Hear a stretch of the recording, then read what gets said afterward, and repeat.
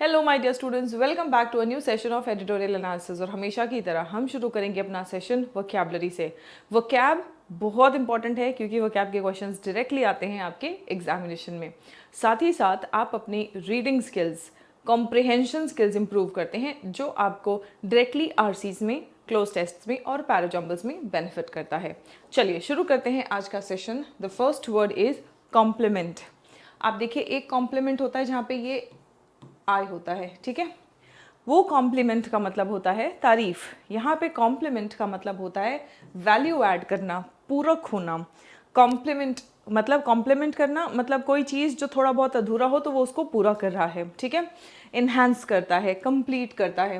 Antonym क्या है? उसको कॉन्ट्रडिक्ट कर रहा है या अपोज कर रहा है। It acts as a complement to older frigates. Older frigates मतलब जो पुराने फ्रिगेट्स है उसमें और वैल्यू ऐड कर रहा है, उसमें और वैल्यू ऐड कर रहा है तो कंप्लीट कर रहा है। आप याद कैसे करेंगे? देखो, कंप्लीट की स्पेलिंग क्या है? COMPLETE, कंप्लीट है ना। तो जो कंप्लीट करता है वो PLE वाला कॉम्प्लीमेंट है। जो तारीफ करता है वो है COMPLI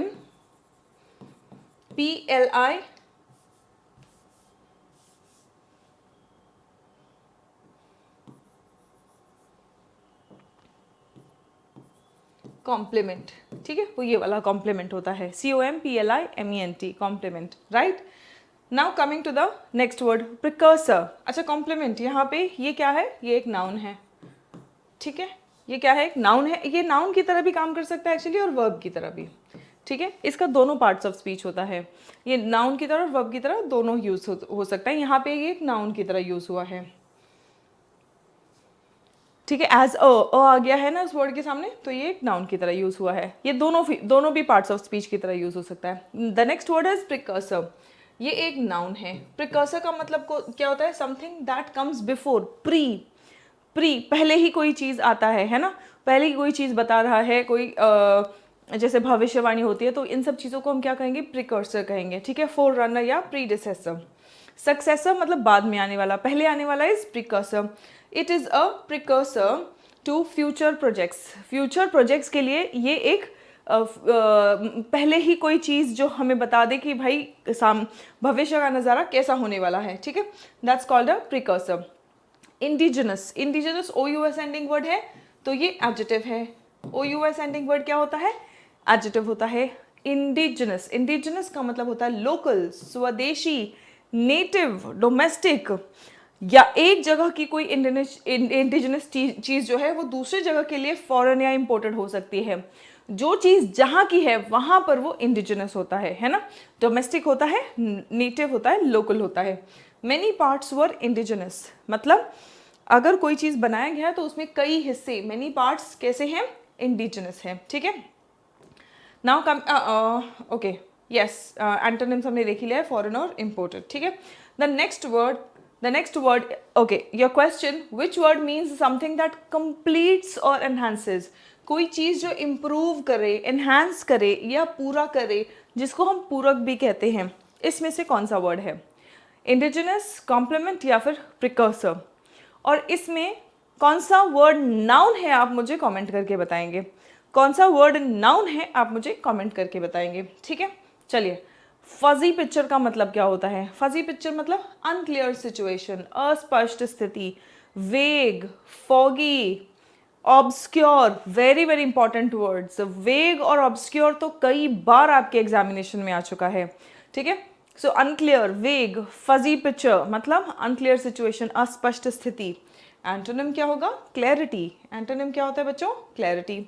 the system gives a fuzzy picture. जो सिस्टम है वो एक फजी पिक्चर मतलब एक अनक्लियर पिक्चर दे रहा है। सुपरसीड का मतलब क्या होता है? सुपरसीड करना मतलब ये एक वर्ब है। सबसे पहली बात तो सुपरसीड करना मतलब रिप्लेस कर देना, प्रतिस्थापित कर देना। मतलब कोई जगह, किसी चीज की जगह पर कोई दूसरा चीज आ जा रहा है तो वो उसको सुपरसीड कर रहा है, रिप्लेस कर रहा है, ओवरराइड कर रहा है। एंटोनिम क्या है? वही चीज बनी हुई है, रिटेन हो रही है ना। Industry must not supersede security needs. Industry को जो सिक्योरिटी नीड्स हैं, सुरक्षा ज़रूरतें जो है, उसको सुपरसीड नहीं करना चाहिए, यानी कि रिप्लेस नहीं करना चाहिए। जहाँ पे हम सुरक्षा की बात करते हैं फिर वहाँ पे हम फ़ायदे की बात नहीं करेंगे। ऐसा नहीं है कि जहाँ पे सुरक्षा है वहाँ पे फ़ायदा नहीं है, लेकिन जब इंडस्ट्री की बात होती है तो industry must not supersede, replace नहीं होना चाहिए। ठीक है, the next one, out of step. Out of step का मतलब होता है असंगत होना, अलाइन ना होना, मिसमैच होना। आउट ऑफ स्टेप का मतलब होता है मिसमैच होना। आप यहाँ पर ये समझ सकते हैं कि जैसे जब मार्च पास्ट होता है तो बहुत सारे लोग एक साथ में मार्च कर रहे होते हैं, सबके स्टेप्स एक साथ में चलते हैं। अगर कोई रिदम में नहीं है तो उसका स्टेप जो है वो आउट ऑफ स्टेप हो जाएगा, है ना, असंगत हो जाएगा, मिसमैच हो जाएगा, इनकंसिस्टेंट हो जाएगा। It happens in dance also, singing also, music also, है ना। एंटोनिम क्या होगा? अलाइंड होना, यानी कि संगत होना, साथ में सबका चलना। Investments are out of step with threats. हम इन्वेस्टमेंट्स की बात अगर करते हैं तो ये मिसअलाइंड है, मिसमैच्ड है, इनकंसिस्टेंट है खतरों के साथ।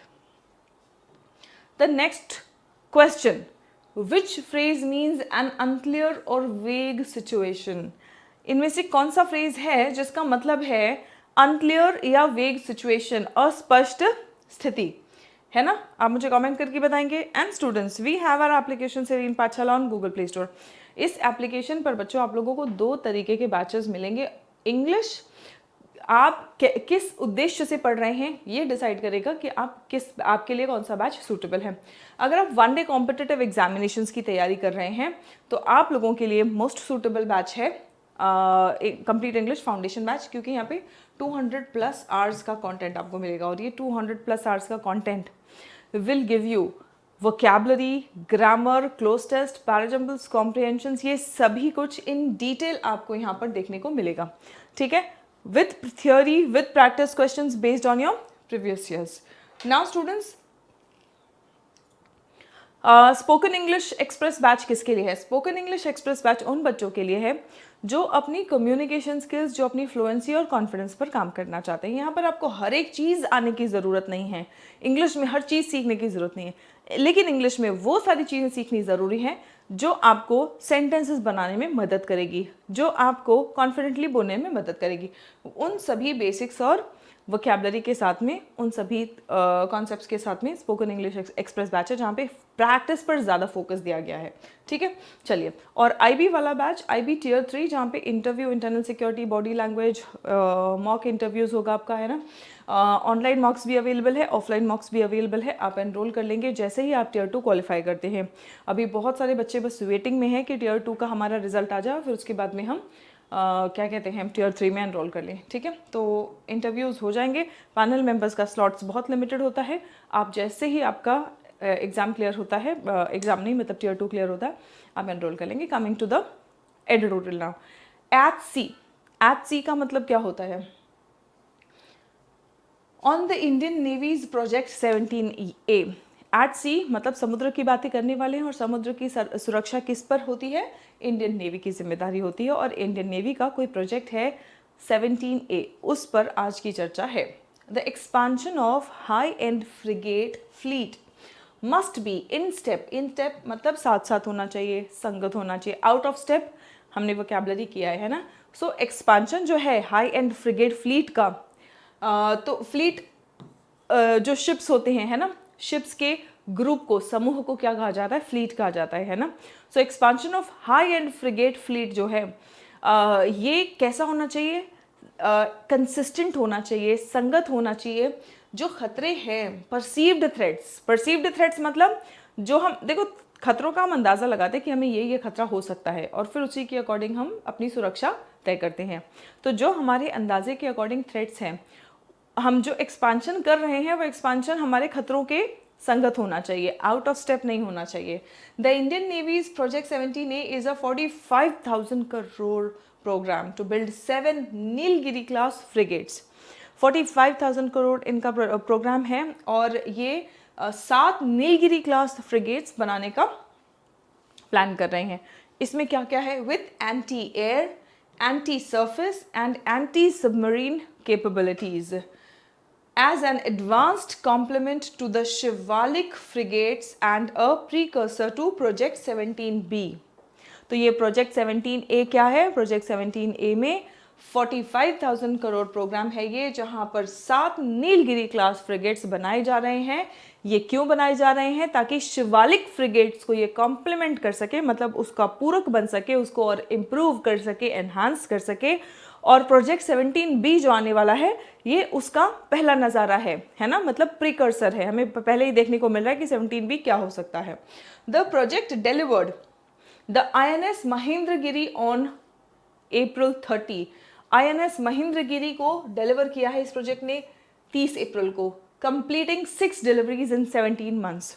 17 महीने के अंदर अंदर 6 डिलीवरीज कंप्लीट हुई है, but had previously faced multiple delays. लेकिन उसके पहले काफ़ी डिले हो चुका है, और अब पिछले 17 मंथ्स में 6 डिलीवरी ऑलरेडी हो चुकी है। The controller and auditor general CAG of India has flagged hundreds of design changes in previous warship classes during construction। मतलब जो previous warship classes थे, है ना, तो उसमें उन्होंने hundreds of design changes suggest किए हैं, कई सारे। किसने? CAG, Comptroller and Auditor General of India ने। The deliveries had been delayed even though ships were nominally, मतलब नाम के लिए, complete because they lacked critical components such as engines and sensors. मतलब शिप्स जो है वो नाम भर के लिए कंप्लीट तो हो गए थे, लेकिन उनकी डिलीवरी लेट क्यों हुई? क्योंकि उनके जो क्रिटिकल कंपोनेंट्स है, क्रिटिकल कंपोनेंट्स कौन से हैं? इंजन्स हो गए, सेंसर्स हो गए, ये सभी कंपोनेंट्स जो है अभी तक पूरे नहीं हुए थे। Allowing the projects to meet commissioning dates on paper. मतलब कमीशन होने का जो डेट है वो तो पेपर पे मीट हो गया था, बट ऑब्वियसली हाफ प्रिपेयर्ड था बिकॉज क्रिटिकल कंपोनेंट्स नहीं अभी रेडी थे। वाइल लीविंग द हल अनप्रिपेयर्ड for combat, A 2025 CAG report found that the Navy was inducting platforms। 2025 का एक CAG रिपोर्ट ने क्या दिखाया कि नेवी जो है इंडक्ट कर रहा है प्लेटफॉर्म्स को without building the supporting infrastructure. Platforms को ये इंडक्ट कर रहे हैं, इंक्लूड कर रहे हैं सपोर्टिंग इंफ्रास्ट्रक्चर बनाए बिना।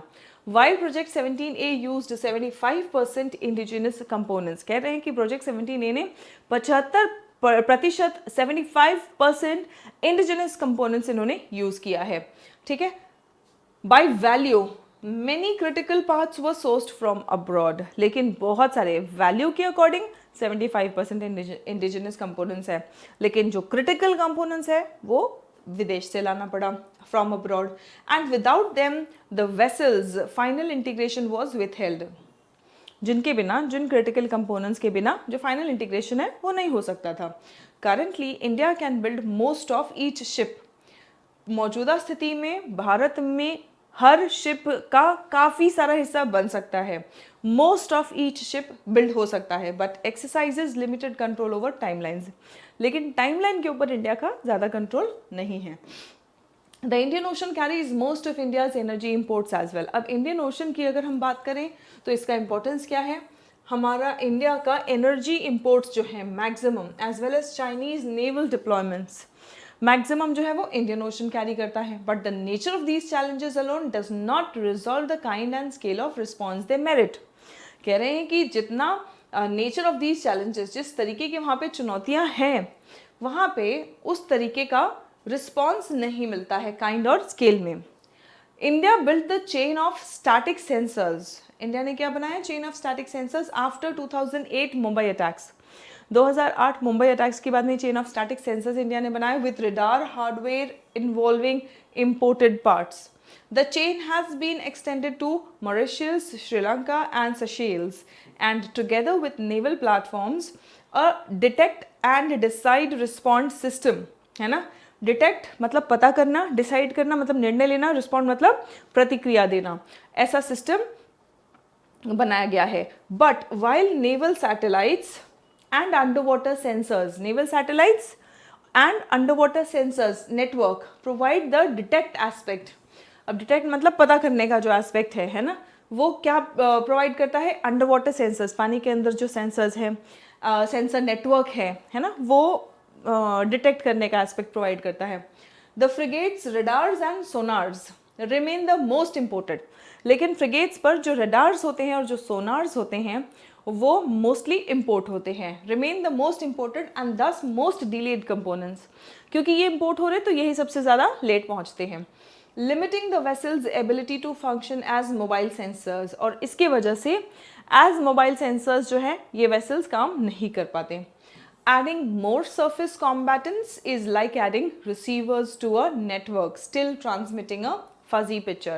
कह रहे हैं कि इसमें और combatants ऐड करने का मतलब ये है कि हम ऐड तो किए जा रहे हैं नेटवर्क रिसीवर्स तो हम ऐड किए जा रहे हैं किसी नेटवर्क में, लेकिन वो नेटवर्क अभी भी अस्पष्ट पिक्चर भेजे जा रहा है ना। उस जो नेटवर्क एक अस्पष्ट पिक्चर भेज रहा है उसमें हम और रिसीवर्स ऐड किए जा रहे हैं अभी फिलहाल। हम अगर ऐसा करते हैं तो granted securing sea lanes and addressing non traditional threats. Traditional threats मतलब कई टाइम से वो खतरे बने हुए हैं। नॉन ट्रेडिशनल थ्रेट्स हैं जो नए तरीके के खतरे हैं। तो अगर हम सी लेन्स सिक्योर करते हैं, जो भी समुद्री रास्ते हैं उनको हम सिक्योर कर रहे हैं, और जो नए तरीके के खतरे हैं and addressing non traditional threats such as Houthi drone and missile activity justify some number of multi role frigates. तो मल्टी रोल फ्रिगेट्स हैं, इनका जो नंबर है वो जस्टिफाई करते हैं ये खतरे। However, these platforms are also overkill for countering piracy and smuggling। लेकिन piracy और smuggling को अगर काउंटर करना है तो ये प्लेटफॉर्म्स जो हैं ये ओवरकिल है, मतलब ज़्यादा होके कोई चीज़ जो नुकसान कर देता है ना वो है। Heightened surveillance and the Indian Coast Guard also addresses the 2611 scenario। And while the People's Liberation Army Navy has been increasing its submarine, PLA navy ने अपना सबमरीन ये लगातार बढ़ा रहे हैं, submarine presence in the region Indian Ocean में, and Indian hull lacking the premium sensors. और वहीं पर हम इंडियन हल को वहाँ पे तैनात करते हैं जिसमें प्रीमियम सेंसर्स है ही नहीं। Lacking premium sensors required to find these vessels. जो इनके PLA के नेवी के जो सबमरीन प्रेजेंस है वहाँ पर उसको सेंस करने का ही हमारे पास सेंसर्स नहीं हमारे वेसल्स में, है ना।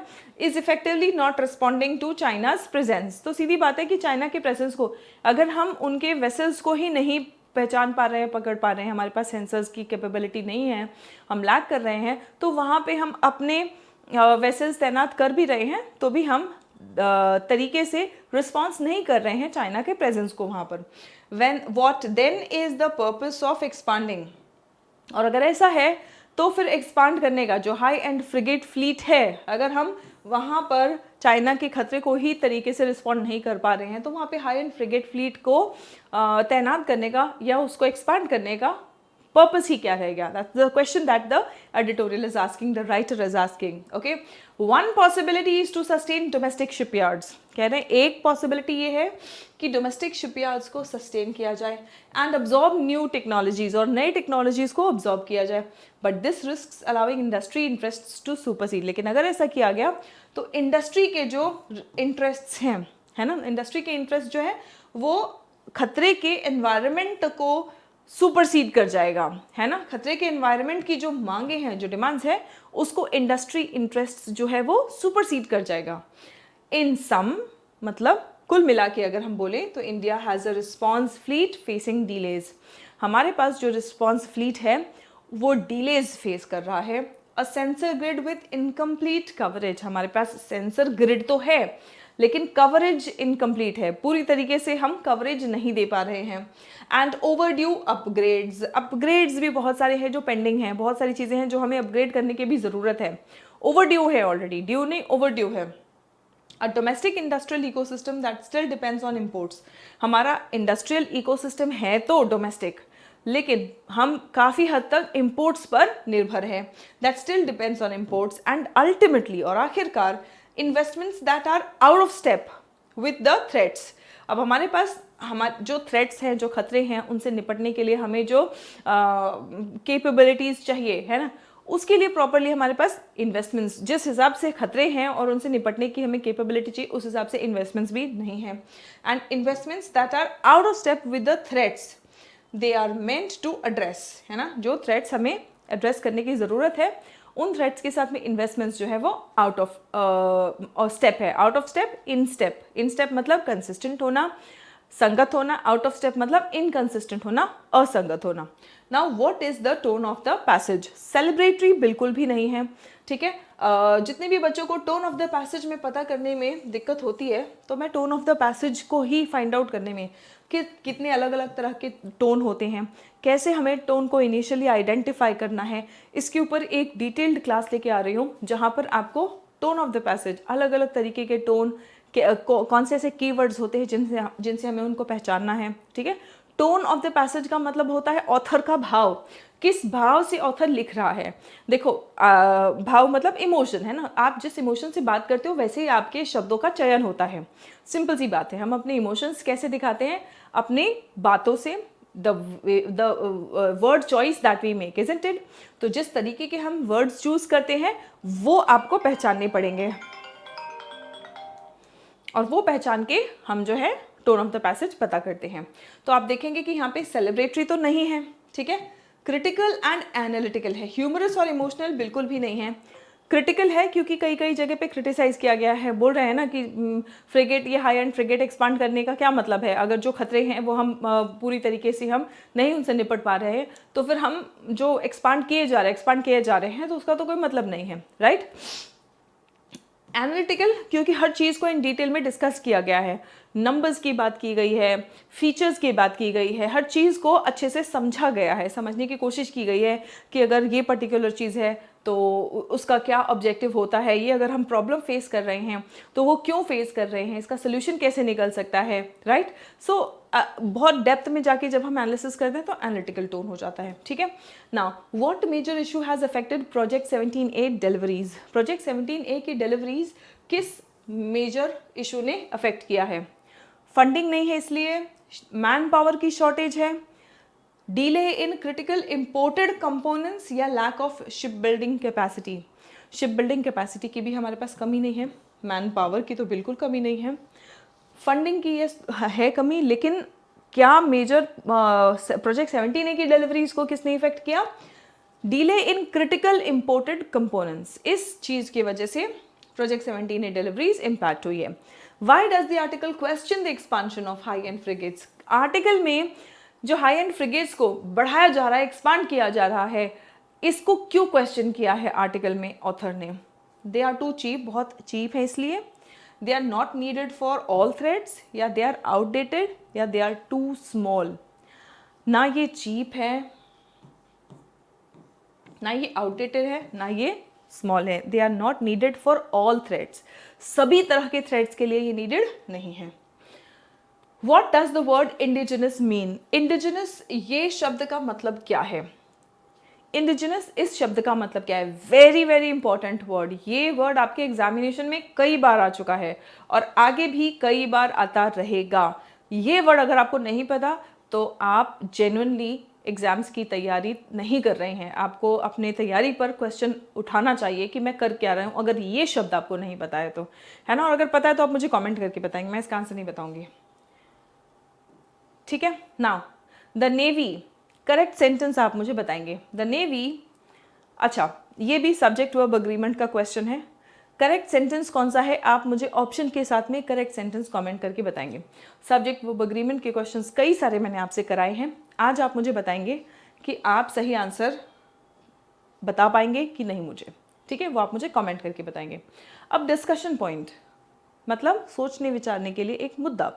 शुड इंडिया प्रायोरिटाइज, क्या इंडिया को प्राथमिकता देना चाहिए इंडिजिनस डिफेंस प्रोडक्शन पर? इंडिजिनस डिफेंस प्रोडक्शन पर क्या इंडिया को प्राथमिकता देनी चाहिए ओवर रैपिड मिलिट्री एक्सपांशन?